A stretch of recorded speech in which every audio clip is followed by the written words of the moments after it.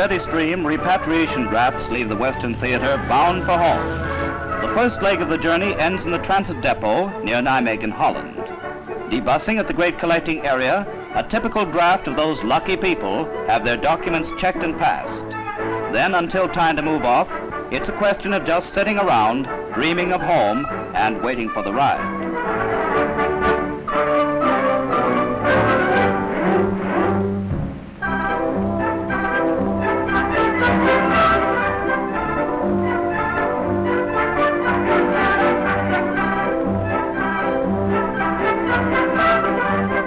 Finally, the movement order comes through.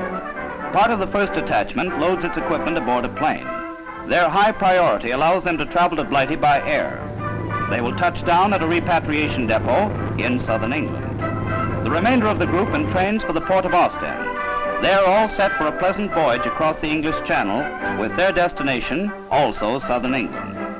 For purposes of movement control, several stages are necessary in the journey, but who cares when the eventual destination is home?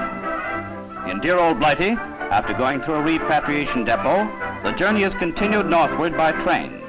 Scotland-bound, memories of years spent in hospitable England are recalled, but the last look at its countryside is the best for homesick Canadians.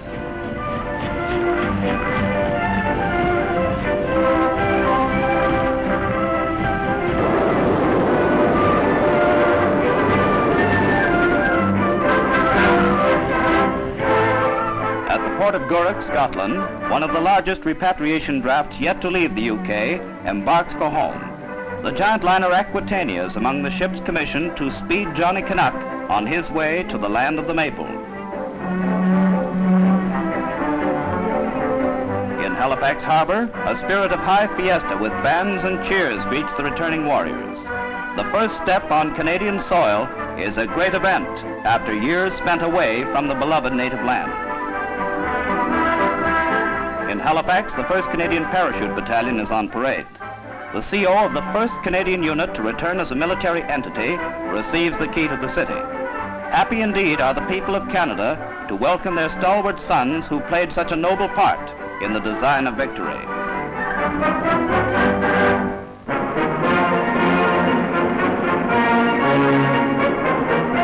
In Montreal, Quebec, the annual Grand Parade is held in honor of the birthday of French Canada's patron saint, Saint Jean-Baptiste. Boys and girls of many schools and clubs swell the ranks. Various religious and commercial organizations also march by. Dozens of magnificent floats are highlights of this year's parade. Sherbrooke Street is well lined with onlookers as the great spectacle moves slowly by.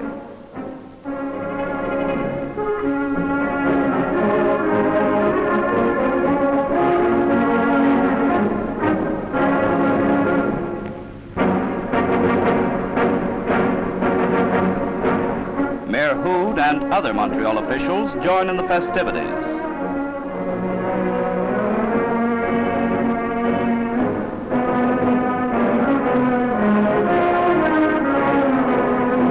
"3,000 miles away, in Amersfoort, Holland, Saint Jean-Baptiste Day is celebrated in traditional French-Canadian style by the Regiment de Chaudière. The festivities commence with a parade through town.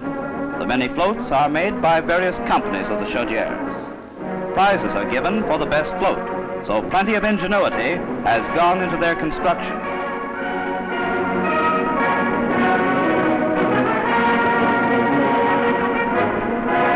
Later in the evening, dances, sing-songs, and a great fireworks exhibition are enjoyed by Canucks and their Holland friends alike. No need to duck for the slit trench tonight. The rockets are strictly made in Holland. The traditions of a young nation are remembered in the old world by the soldiers of French Canada. Holland, too, will long remember the festivities of French Canada's patron saint, Saint Jean-Baptiste.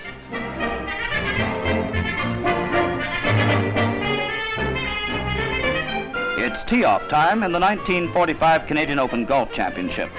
At Islesmere Golf Club near Montreal, the $10,000 tourney gets underway.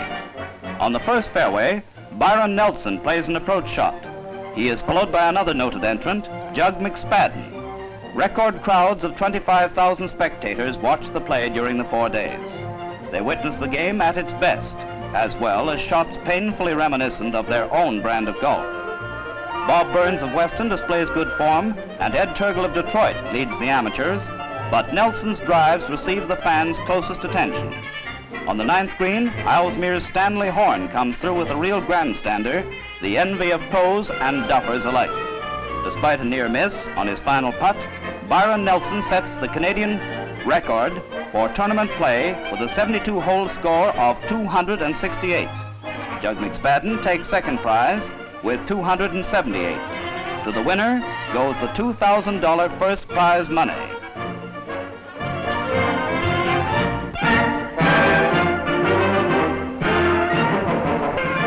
At Kitchener, Ontario, 400 members of the CWAC, including their famous band, polish their brass and stack their equipment in preparation for a journey to Germany.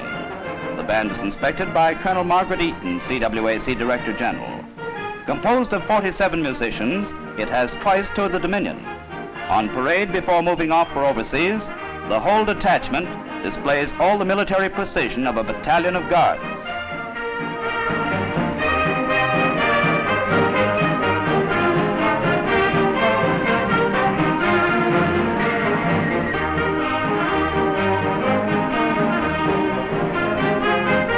After reaching the United Kingdom, the band is the feature of a garden party given at the home of Lady Astor at Taplow. The sweetest music this side of heaven puts a real kick into the lemonade and soda pop. During their stay in England, the band spends its time serenading the wounded at Canadian hospitals. At 11th Canadian General, an appreciative audience demands encore after encore. There is lots to go around because there's plenty of heat in them there horns. Swing with the feminine touch will soon delight the occupation forces, thanks to the band of the CWAC.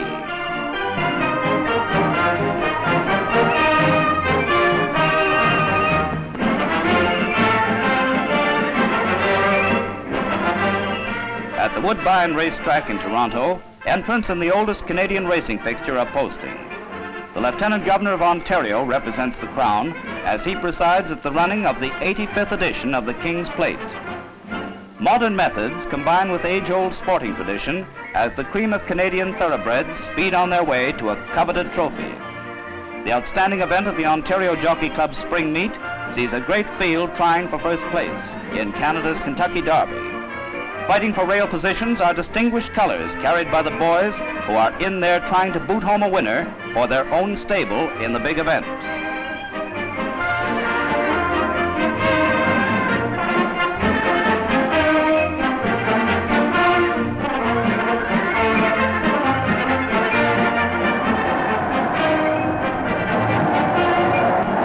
Across the finish line in front of the grandstand, many lengths ahead of the field, the colors of the H.C. Hatch stable are carried to victory by a great horse, Uttermost, and a great jockey, Bobby Watson. Another King's Plate classic becomes history.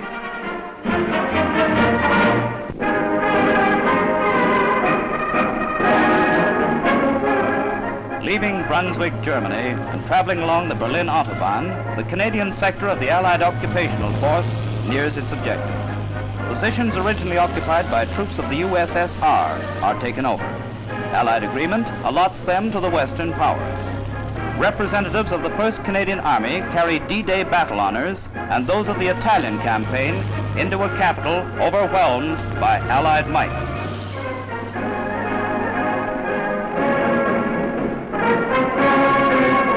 At long last, a conquering power views the scenes of a crushed city which fostered the legend of a Germanic master race.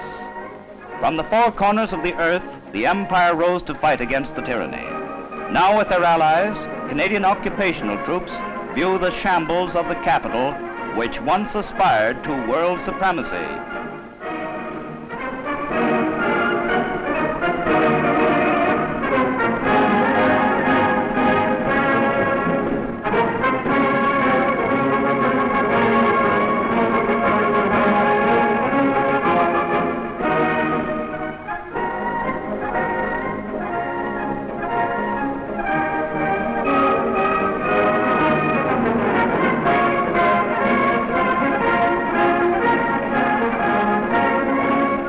Allied might translated to universal security, soon the banner of peace will fly over a world united against aggression.